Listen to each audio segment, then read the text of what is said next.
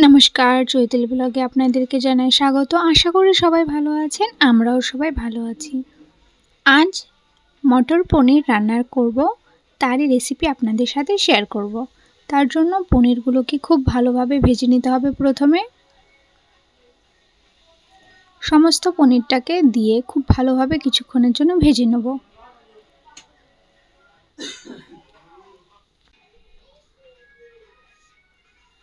পনিরগুলোকে খুব ভালোভাবে ভাজা হয়ে গেলে পনিরগুলোকে এবার তুলে নেব।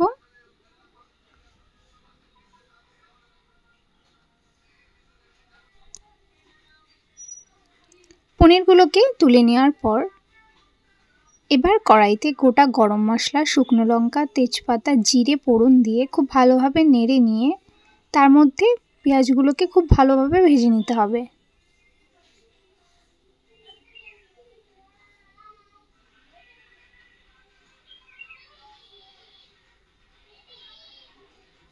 পেঁয়াজগুলো বেশ কিছুক্ষণ ভালোভাবে ভেজে নিতে হবে। এরপর তার মধ্যে পেস্ট করা মশলাটা দিয়ে দেব। দিয়ে খুব ভালোভাবে কিছুক্ষণের জন্য নেড়ে নিতে হবে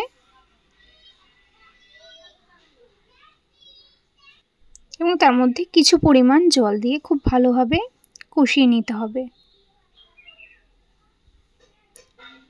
এরপর তার মধ্যে পরিমাণ মতো লবণ, হলুদ, ধনে গুঁড়ো দিয়ে খুব ভালোভাবে নেড়ে নিতে হবে। এরপর তার মধ্যে কেটে রাখা টমেটোগুলোকেও দিয়ে দেব। দিয়ে খুব ভালোভাবে কষিয়ে নেব।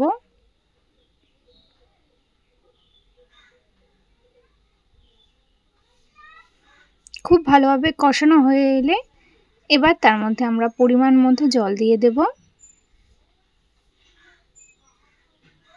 তারপর মটরশুঁটিগুলোকেও দিয়ে দেব।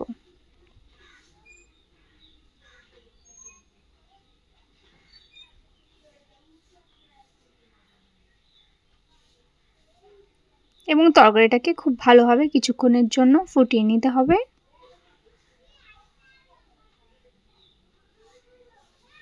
তরকারিটা খুব ভালোভাবে ফুটে এলে তার মধ্যে ভেজে রাখা সমস্ত পনিরগুলোকে দিয়ে দেব এবং খুব ভালোভাবে নেড়ে নিতে হবে।